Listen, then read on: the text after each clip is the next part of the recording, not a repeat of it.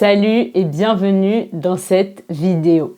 Aujourd'hui, je vais te donner un plan étape par étape pour apprendre le français efficacement. Si tu regardes cette vidéo, c'est que tu veux progresser en français, mais peut-être que tu ne sais pas par où commencer ou comment organiser ton apprentissage du français. Alors aujourd'hui, je vais te donner une méthode simple et efficace pour structurer ton apprentissage du français et enfin faire des progrès. Peu importe ton niveau de français, cette vidéo est faite pour toi. Et si tu veux connaître ton niveau de français, j'ai créé un quiz gratuit qui te permet d'évaluer ton niveau de français en moins de 10 minutes. Je te mets le lien en barre d'infos. Au fait, si on ne se connaît pas, moi c'est Elsa, je suis née et j'ai grandi en France et sur cette chaîne YouTube, je t'enseigne le français de manière amusante et authentique. Donc si tu apprends le français, n'hésite pas à t'abonner à la chaîne et on commence avec la vidéo. Je sais que pour beaucoup d'entre vous, apprendre le français, c'est un loisir, c'est un hobby. Donc pas de panique, aujourd'hui je ne vais pas te dire que pour progresser en français, il faut que tu suives un planning ultra strict ou que tu passes 3 heures par jour à étudier le français. Non. En revanche, si tu veux vraiment progresser, il y a une chose essentielle à comprendre, la régularité est la clé. Apprendre une langue, ce n'est pas une question de talent, mais d'exposition régulière. Plus tu es exposé au français, plus ton cerveau va l'intégrer naturellement. Et si tu arrives à t'exposer un petit peu tous les jours, c'est ça qui fera la plus grande différence sur ton niveau. L'objectif, ce n'est pas d'en faire beaucoup d'un coup, mais d'être constant, d'être régulier. Il vaut mieux faire 10 minutes par jour plutôt que 1 heure, une fois par semaine. Pour rester régulier, je te conseille de planifier à l'avance et de décider à l'avance quand est-ce que tu vas faire du français. Par exemple, tous les matins à 9 heures. Où est-ce que tu vas faire du français? Par exemple, dans les transports en commun, sur le chemin du travail. Et pendant combien de temps tu vas faire du français? Et je te recommande de commencer petit avec 10-15 minutes. Je te conseille de bloquer un créneau fixe dans ta journée, dans ton emploi du temps, pour en faire une habitude. Plus ce sera automatique, plus tu seras régulier. Et si tu veux d'autres conseils pratiques, j'ai fait une vidéo sur comment intégrer le français dans ta routine quotidienne. Je te la laisse juste ici. Maintenant que tu as défini où et quand tu vas pratiquer ton français, il reste une question essentielle.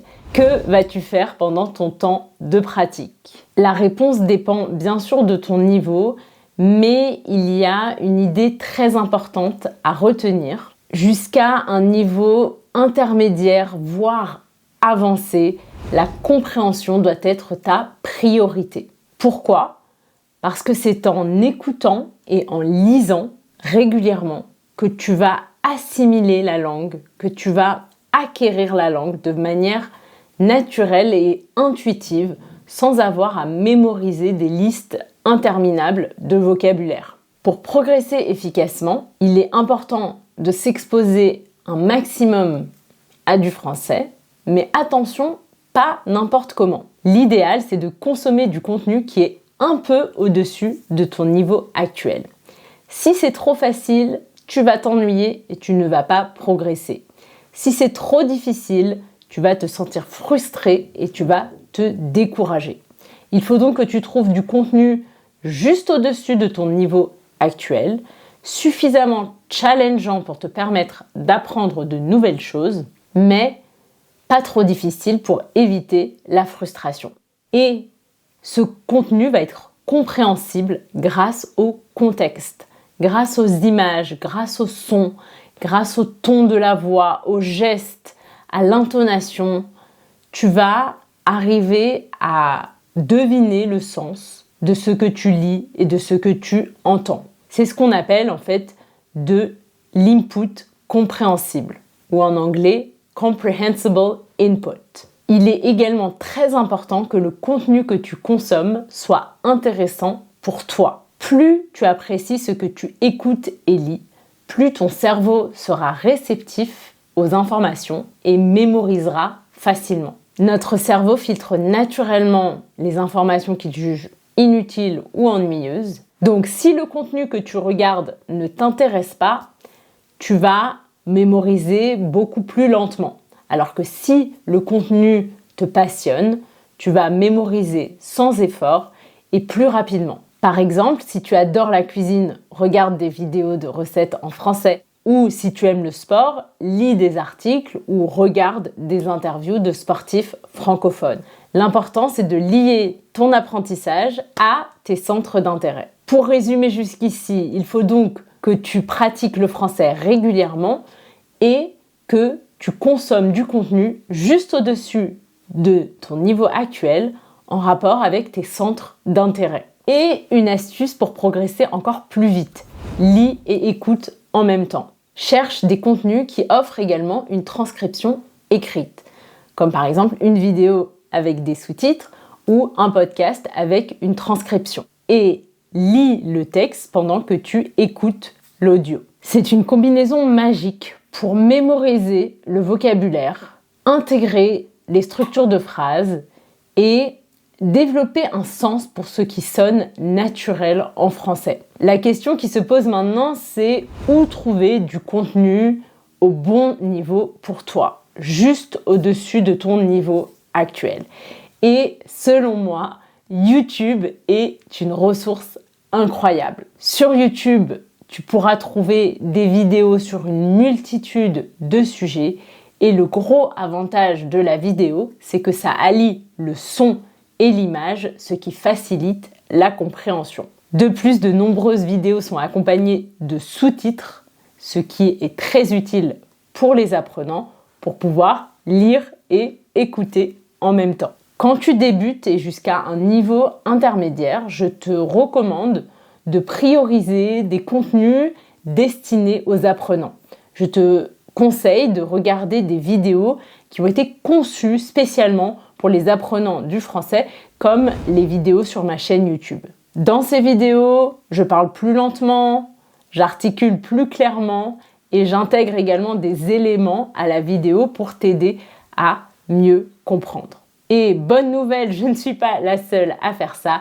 Il y a sur YouTube beaucoup de créateurs qui créent du contenu spécialement pour les personnes apprenant le français et qui proposent des contenus variés et intéressants, donc profites-en. Petite astuce supplémentaire, je te conseille de pratiquer l'écoute active.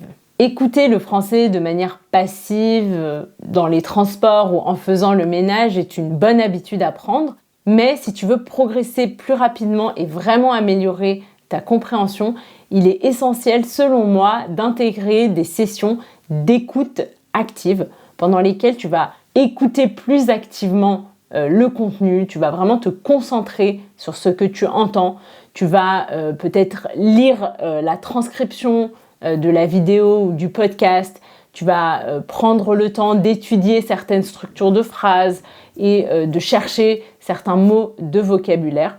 Donc, fais en majorité de l'écoute passive, mais essaye d'intégrer de temps en temps des sessions d'écoute active pour progresser plus rapidement. C'est ce mélange d'écoute active et passive qui fera toute la différence. Une fois que tu comprends bien les vidéos pour apprenants, une fois que tu as atteint un niveau intermédiaire, en compréhension au moins, il est temps de t'exposer à des contenus pour natifs, c'est-à-dire à des contenus qui ont été créés pour les francophones. YouTube reste encore une fois une excellente option pour cette transition vers du contenu plus authentique, du contenu pour natifs, car les vidéos YouTube sont souvent plus accessibles et plus courtes que des films et séries en français qui sont bien souvent trop compliqués et qui peuvent donc te décourager. Si tu cherches des recommandations de chaînes YouTube à regarder en français, j'ai également fait une vidéo sur le sujet que je te laisse juste ici. Tu peux également écouter des podcasts en français si ce format te convient mieux. L'important, c'est de trouver du contenu qui te motive à pratiquer régulièrement. Si tu as atteint un niveau intermédiaire en compréhension, tu t'es peut-être déjà retrouvé dans cette situation où tu comprends bien mes vidéos et celles des autres youtubeurs qui enseignent le français, mais dès que tu écoutes une conversation entre natifs ou que tu regardes une vidéo ou un film, une série pour natifs, tout devient flou, c'est un peu comme si c'était une autre langue. Alors ne t'en fais pas, c'est tout à fait normal en fait, c'est parce que le français standard est très différent du français parlé. En français parlé, on avale les syllabes, on supprime des mots, on raccourcit des mots, on modifie les règles de grammaire, le langage familier et l'argot sont omniprésents. Par exemple, au lieu de dire « je ne sais pas ce qu'il veut », on va dire « je sais pas ce qu'il veut ». Au lieu de dire « il y a un film sympa au cinéma », on va dire « il y a un film sympa au ciné ». Au lieu de dire « qu'est-ce que tu fais cet après-midi », on va dire « qu'est-ce que tu fais cet après-midi ». J'ai également fait une vidéo entière sur le sujet que je te laisserai ici. Donc si tu as atteint un niveau intermédiaire avancé en compréhension, je te conseille de t'entraîner à comprendre le français familier. L'objectif, c'est de passer de « je comprends le français standard » à « je comprends le français tel qu'il est parlé dans la vie de tous les jours ». C'est exactement ce que je t'enseigne dans mon cours Master French Comprehension où on décrypte le français tel qu'il est parlé par les Français natifs. Donc si tu veux enfin comprendre les Français, ce cours est fait pour toi et je te laisse tous les détails en barre d'infos. Je résume jusqu'ici. On a dit que pour progresser en français, la clé est la régularité et l'exposition à la langue. Il faut s'exposer à des contenus juste au-dessus de ton niveau actuel pour continuer de progresser sans te sentir frustré. Quand tu débutes et jusqu'à un niveau intermédiaire, priorise les contenus créés pour les apprenants du français et une fois que tu as atteint un niveau intermédiaire en compréhension, passe à du contenu pour natifs et entraîne-toi à comprendre le français familier. Maintenant, je voudrais parler de 2 points importants, la grammaire et le vocabulaire. Comment étudier la grammaire? Selon moi, la grammaire doit être un support à ton apprentissage et non le point central, comme c'est souvent le cas dans l'enseignement traditionnel. En t'exposant régulièrement à du français grâce à des contenus variés, tu vas intégrer naturellement les structures de phrases, les structures grammaticales et tu vas développer un sens pour ce qui sonne naturel. Par exemple, sans forcément apprendre les règles de grammaire par cœur, tu vas finir par savoir instinctivement qu'on dit « je suis allé » et non « j'ai allé ». Ou alors qu'après « il faut utiliser le subjonctif. Mais pour aller plus loin et pour clarifier certaines règles de grammaire après les avoir observées en contexte, je pense qu'un manuel de grammaire peut être un bon outil pour lire les règles de grammaire et faire quelques petits exercices pour bien les intégrer. Je peux te recommander un manuel. Moi, j'ai celui-ci que j'utilise. C'est la grammaire du français des éditions Hachette que je trouve très bien. Donc, je vous laisserai également un lien en barre d'infos si ça vous intéresse. Concernant le vocabulaire, comment mémoriser le vocabulaire? Beaucoup d'apprenants essaient d'apprendre des listes de mots de vocabulaire isolés, classés par thème et traduits dans leur langue maternelle. Mais dans la réalité, les mots ne sont jamais utilisés seuls. Ils prennent tout leur sens dans des phrases et des contextes précis. Pour mieux mémoriser le vocabulaire, je te recommande donc de toujours le revoir en contexte, c'est-à-dire intégré dans des phrases. Et ne cherche pas à retenir les mots de vocabulaire, à les apprendre par cœur. À force de les voir et de les entendre dans différents contextes, tu vas les assimiler naturellement et sans effort. Si tu veux revoir ton vocabulaire de manière plus active, voici ce que tu peux faire. Écris le mot dans une phrase complète.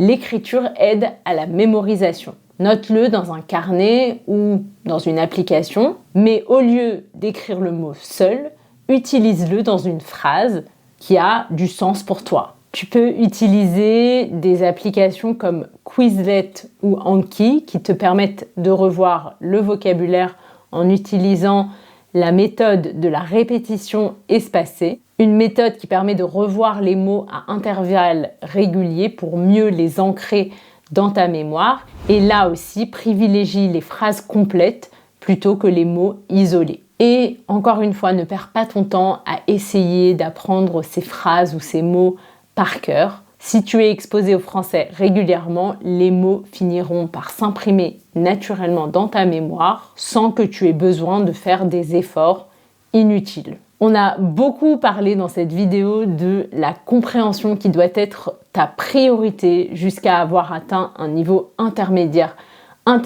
avancé. Mais pour terminer, je voudrais quand même parler un petit peu de l'expression orale puisque quand on apprend une langue, le but, c'est quand même de pouvoir s'exprimer dans cette langue. Mais souvent, quand on apprend une langue, on essaie de parler trop tôt, ce qui nous pousse à traduire depuis notre langue maternelle. Résultat, on fait des erreurs, on s'habitue à ces erreurs et il devient ensuite difficile de s'en débarrasser. Je te conseille donc d'attendre d'avoir un niveau intermédiaire avant de commencer à pratiquer activement l'expression orale, au-delà, bien sûr, des petites phrases pour se débrouiller quand on voyage en France, par exemple. À ce stade, à ce niveau intermédiaire, tu maîtrises déjà beaucoup de vocabulaire de manière passive, du vocabulaire passif que tu arrives à reconnaître quand tu l'entends ou que tu le lis. Pour améliorer ton expression orale, il est important de transformer ton vocabulaire passif en vocabulaire actif que tu pourras utiliser en parlant et en écrivant. Pour ça, il n'y a pas de secret, il faut pratiquer et il faut parler. Et il va falloir donc surmonter ta peur de faire des erreurs et d'être ridicule. Mais te lancer sera plus facile une fois que la compréhension sera bien maîtrisée. Quelques suggestions pour pratiquer l'oral. Parle tout seul. Raconte ta journée à voix haute. Résume une vidéo que tu viens de regarder. Exprime ton opinion sur un sujet. Tu peux également utiliser la technique du shadowing qui consiste à répéter et imiter une personne en même temps. Et bien sûr, tu peux trouver un partenaire de conversation sur un site comme italki ou Tandem. Si tu veux plus de détails sur ces différentes techniques, j'ai également fait une vidéo sur le sujet que je te laisserai dans la barre d'infos avec toutes les vidéos et ressources mentionnées dans cette vidéo. En résumé, pour apprendre le français de manière efficace, ton plan d'action est le suivant.